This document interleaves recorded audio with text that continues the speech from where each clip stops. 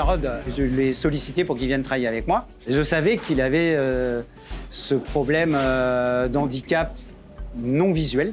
Donc j'en ai pris conscience et je connaissais ses difficultés. Et quand je l'ai embauché, et il fallait que je m'adapte à son handicap. Et lui qui s'adapte à ce que je voulais, il fallait mettre des choses en place. Il a appris les bases de la boulangerie, mais il n'était pas au top des connaissances. Donc quand il est arrivé devant moi pour être embauché, il a fallu que je mette en place une formation pâtissière et une formation boulangère. Mais ça ne m'a pas freiné. Il y a du dialogue, il y a des adaptations, il y a des mots, il y a réconforter, il y a plein de choses à mettre en place. OPCO-EP aide à la mise en place des formations boulangères et pâtissières pour les salariés, leur permettant ainsi de faire évoluer leur niveau de compétences et de connaissances. Trouver le patron qui dit « bon, il n'y a pas de souci, je vais continuer à te former », c'est rare. Quelqu'un m'a appelé de mon téléphone en disant « j'ai vu ton CV chez Pôle emploi, viens me voir, j'ai un projet en cours et ça pourrait t'intéresser ». C'est Monsieur Froget. Du coup, il m'a formé côté boulange et je me suis épanoui dans ce côté-là. Et il a continué à m'apprendre le côté boulangerie. Et on s'est développé à devenir à une boîte à 7 personnes alors qu'on avait commencé tous les deux.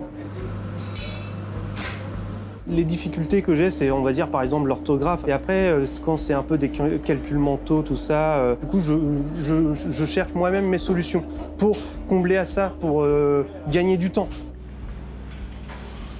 Le mot handicap fait peur. C'est abstrait pour beaucoup de monde, mais on a des gens, si on leur donne leur chance et notre attention, ils peuvent évoluer comme Jarod.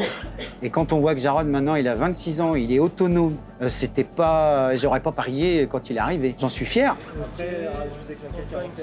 La GFI prend cette lourdeur au travail qui est mon temps de travail et qui nous indemnise pour justement le temps passé et surtout de ce qu'on n'a pas pu fabriquer, que j'ai pas pu vendre.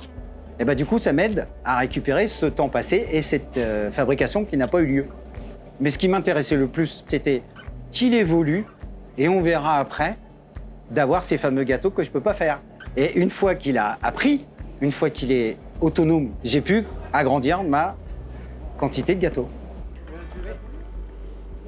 Je ne pensais pas arriver à ce niveau-là. Savoir que je peux me débrouiller tout seul, c'est incroyable. Un autre message aussi pour les personnes en situation de handicap comme moi, faut se donner les moyens. Faut pas s'arrêter à dire bah non, j'y arrive pas, j'arrête. Non, faut continuer. Dans le monde de l'handicap, vous donnez un petit peu, vous recevez beaucoup. C'est merveilleux, quoi. C'est plus qu'un patron, ça c'est sûr. C'est sûr, c'est un ami, c'est presque peut-être un deuxième père, on peut le dire. C'est une sacrée histoire. OPCO-EP accompagne les branches professionnelles, les entreprises, les CFA et organismes de formation dans l'inclusion des personnes en situation de handicap, en offrant des conseils et des outils adaptés aux projets spécifiques de chaque organisation.